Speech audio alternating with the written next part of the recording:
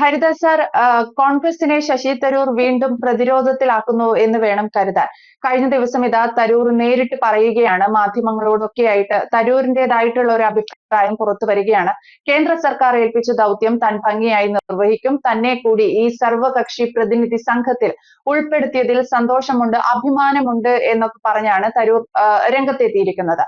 ഇപ്പോൾ കോൺഗ്രസ് അല്ലെങ്കിൽ രാഹുൽ ഗാന്ധി പലതവണ പറഞ്ഞിരിക്കുന്ന കേന്ദ്ര സർക്കാരിനെതിരായ, നരേന്ദ്രമോദിക്കെതിരായ അല്ലെങ്കിൽ നമ്മുടെ ജയശങ്കറിനെതിരായ പലവിധ ആരോപണങ്ങളിലൊന്നും ശശി തരൂരിന് ഒരു അഭിപ്രായ വ്യത്യാസമുണ്ട്. അതിനൊന്നും അനുകൂലമല്ല ശശി തരൂർ എന്ന് കൂടുതൽ വ്യക്തമാവുകയല്ലേ? കോൺഗ്രസ് അല്ലെങ്കിൽ ശശി തരൂർ എന്നിങ്ങനെ രണ്ടായി ഒരു ഒരു ഒരു വിഭാഗീയത അല്ലെങ്കിൽ അത് രൂപപ്പെട്ടു വരികയാണ് ഈ ഒരു വിഷയത്തിൽ കൂടി വേണ്ടി കരുതാൻ തരൂർ നിലപാട് വ്യക്തമാക്കുമ്പോൾ. ശശി തരൂർ അക്ഷരാർത്ഥത്തില് കോൺഗ്രസിന്റെ രാഹുൽ ഗാന്ധിയുടെ മുഖത്ത് അടിക്കുകയാണ് ചെയ്യുന്നത്. ഇന്നലെ ഡൽഹിയില് വിദേശകാര്യ മന്ത്രാലയവുമായി ബന്ധപ്പെട്ട പാർലമെന്റിന്റെ കൺസൾട്ടേറ്റീവ് കമ്മിറ്റി മീറ്റിംഗ് ഉണ്ടായിരുന്നു. നമുക്കറിയാം, വിദേശകാര്യ സ്റ്റാൻഡിംഗ് കമ്മിറ്റിയുടെ ചെയർപേഴ്സൺ ശശി തരൂരാണ്. ആ കമ്മിറ്റിയിൽ വിവിധ കക്ഷി നേതാക്കന്മാരുണ്ട്. CPM-ന്റെ ബ്രിട്ടാസ് ഉണ്ട്, ജോൺ ബ്രിട്ടാസ് ഉണ്ട്, OIC ഉണ്ട്, അങ്ങനെ BJP-യുടെ നേതാക്കന്മാരുണ്ട്, കോൺഗ്രസിന്റെ നേതാക്കന്മാരുണ്ട്, എല്ലാവരും ഉണ്ട്. ആ യോഗം പ്രധാനമായിട്ടും വിളിച്ചത് ഓപ്പറേഷൻ സിന്ദൂരിന് ശേഷമുള്ള സ്ഥിതിഗതികൾ വിലയിരുത്താൻ കൂടിയാണ്. അപ്പോ അവിടെ വിദേശകാര്യ സെക്രട്ടറി ആ യോഗത്തിൽ വന്നിട്ട് ഓപ്പറേഷൻ സിന്ദൂറുമായി ബന്ധപ്പെട്ട എല്ലാ വിവരങ്ങളും വിശദീകരിച്ചു. മെമ്പർമാര്, സമിതി അംഗങ്ങൾ ഉന്നയിച്ച എല്ലാ ചോദ്യങ്ങൾക്കും വ്യക്തമായ മറുപടി വിദേശകാര്യ സെക്രട്ടറി നൽകുകയും അത് പൂർണ്ണമായും തൃപ്തികരമാണ് എന്ന് ശശി തരൂര് ആ യോഗത്തിന് ശേഷം വാർത്താലേഖകരോട് സമ്മതിക്കുകയും ചെയ്തത് നമ്മൾ കണ്ടു. ഇവിടെ നമ്മൾ കാണേണ്ടത്, ഈ ഓപ്പറേഷൻ സിന്ദൂർ ആരംഭിച്ചത് മുതൽ ഏറ്റവും കൂടുതൽ ബഹളം വയ്ക്കുന്നത്, ബേജാറിലായത് ഇന്ത്യയിലെ മുഖ്യ പ്രതിപക്ഷ കക്ഷിയായ കോൺഗ്രസും അതിന്റെ നേതാവായ രാഹുൽ ഗാന്ധിയുമാണ്. രാഹുൽ ഗാന്ധി അനാവശ്യം എന്ന് എല്ലാവരും കരുതുന്ന അനവധി പ്രസ്താവനകൾ നടത്തി. നമ്മുടെ വിദേശകാര്യ മന്ത്രിയുടെ ഒരു ബൈറ്റ് വളച്ചൊടിച്ച് വക്രീകരിച്ച് രാജ്യത്തെയും ലോകത്തെയും തെറ്റിദ്ധരിപ്പിക്കാൻ രാഹുൽ നടത്തിയ ശ്രമങ്ങളും നമ്മൾ കണ്ടു. അതൊക്കെ ഇന്നത്തെ കാലത്ത് പാകിസ്ഥാനില് സജീവമായ ചർച്ചയാണ്. അവരുടെ ചാനലുകൾ മുഴുവൻ ചർച്ച ചെയ്യുന്നത് ഇന്ത്യയിലെ പ്രതിപക്ഷം സർക്കാരിനെതിരെ ഉന്നയിക്കുന്ന ആരോപണങ്ങളാണ്. സത്യത്തിൽ അത് വ്യാജ ആരോപണങ്ങളാണ് എന്നത് വേറൊരു കാര്യം. പക്ഷെ അത് പാകിസ്ഥാന് ഒരു വീട് കിട്ടിയ സമ്മാനമായിട്ട് മാറി. അതിനിടയിലേക്കാണ് പാർലമെന്റിന്റെ സ്റ്റാൻഡിംഗ് കമ്മിറ്റി കൂടി കേന്ദ്ര സർക്കാർ എടുത്തിട്ടുള്ള നിലപാടുകൾ, സ്വീകരിച്ചിട്ടുള്ള സമീപനങ്ങൾ ഒക്കെ ശരിയാണെന്ന് കോൺഗ്രസ്സുകാരൻ തന്നെയായ ശശി തരൂര് വിളംബരം ചെയ്യുന്നത്. ഇവിടെ നമുക്കറിയാം, ഓപ്പറേഷൻ സിന്ദൂറിന് ശേഷം വിദേശത്തേക്ക് ഇന്ത്യയുടെ പ്രതിനിധി സംഘങ്ങളെ അയക്കണം എന്ന് മോഡി സർക്കാർ തീരുമാനിച്ചിരുന്നു. ആ സമയത്ത് ശശി തരൂരിനെ ഒഴിവാക്കിക്കൊണ്ടുള്ള ഒരു പട്ടിക കോൺഗ്രസ് നൽകി. കോൺഗ്രസിനെ പ്രതിനിധാനം ചെയ്യുന്ന ആൾക്കാരുടെ കൂട്ടത്തിൽ തരൂർ ഉണ്ടായിരുന്നില്ല. നമുക്കറിയാം തരൂരിന്റെ ഒരു സ്റ്റാച്ചർ. അദ്ദേഹം കോൺഗ്രസ്സുകാരനാണെങ്കിലും ഒരു ലോകം ശ്രദ്ധിക്കുന്ന ഡിപ്ലോമാറ്റാണ്. UN-ന്റെ പഴയ ഡെപ്യൂട്ടി സെക്രട്ടറി ജനറലാണ്, മുൻ വിദേശകാര്യ സഹമന്ത്രിയാണ്, ഇപ്പൊ വിദേശകാര്യ സ്റ്റാൻഡിംഗ് കമ്മിറ്റിയുടെ ചെയർമാനാണ്. അങ്ങനെ ഒരാളെ ഒഴിവാക്കിക്കൊണ്ട് രാഹുൽ ഗാന്ധി നടത്തിയ രാഷ്ട്രീയ പടയൊരുക്കം തിരിച്ചടിക്കുകയും ചെയ്തു. കാരണം മോഡി ഗവൺമെന്റ് തരൂരിനെ ഒരു പ്രധാനപ്പെട്ട ഉപസമിതിയുടെ അധ്യക്ഷനായിട്ട് നിശ്ചയിച്ചു.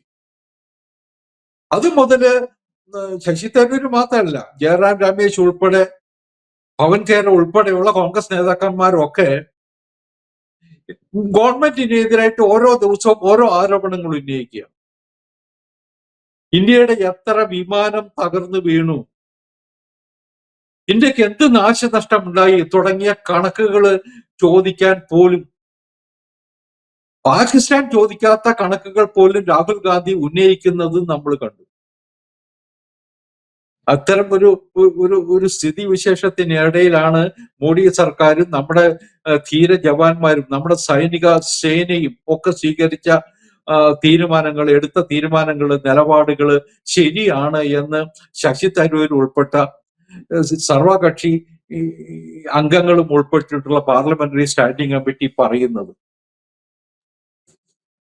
അത് കോൺഗ്രസുകാർക്ക് ചെറിയ ആഘാതമല്ല ഉണ്ടാക്കുന്നത്, അല്ലെങ്കിൽ ചെറിയ ആഘാതമല്ല ഉണ്ടാക്കിയിട്ടുള്ളത്. ഇന്ത്യ മുന്നണിക്ക് തന്നെ അതൊരു ഒരു മുഖത്തടിച്ചതുപോലെയാണ്. കാരണം ഇന്ത്യ മുന്നണിയിൽപ്പെട്ട ശരത് പവാറിനെ പോലുള്ളവര്, അങ്ങനെ പല കക്ഷി നേതാക്കന്മാരും ഈ കാര്യത്തില് ഗവൺമെന്റിനൊപ്പം നിൽക്കണം, ഇന്ത്യക്കൊപ്പം നിൽക്കണം എന്ന സമീപനമാണ് എടുത്തിട്ടുള്ളത്. അതിന് വിരുദ്ധമായ നിലപാടെടുത്തിട്ടുള്ളത് രാഹുൽ ഗാന്ധി തന്നെയാണ്. രാഹുൽ ഗാന്ധിയെ കുറിച്ച് പറയേണ്ടതില്ല. അദ്ദേഹത്തിന്റെ പലപ്പോഴും ഉള്ള നിലപാടുകള്, ഇന്ത്യ പ്രതിസന്ധി നേരിടുമ്പോഴുള്ള അദ്ദേഹത്തിന്റെ സമീപനങ്ങള് ഇന്ത്യ വിരുദ്ധം എന്ന് ചിത്രീകരിക്കപ്പെടുന്ന വിധത്തിലുള്ളതായിരുന്നു.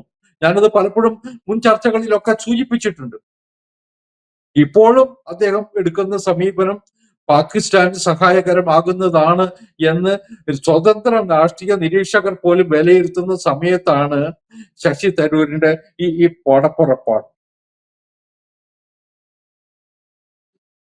ഏതായാലും ഞാൻ വിചാരിക്കുന്നത് ഈ വിദേശകാര്യ സ്റ്റാൻഡിംഗ് കമ്മിറ്റിയുടെ യോഗവും അവരുടെ നിലപാടുകളും അവരുടെ തീരുമാനങ്ങളും ഒക്കെ മോഡി സർക്കാരിന് കൂടുതൽ കരുത്ത് പകരും. മോഡി സർക്കാരിന് മാത്രമല്ല, നമ്മുടെ സൈനികർക്കും കൂടുതൽ ആത്മവിശ്വാസം പകരും.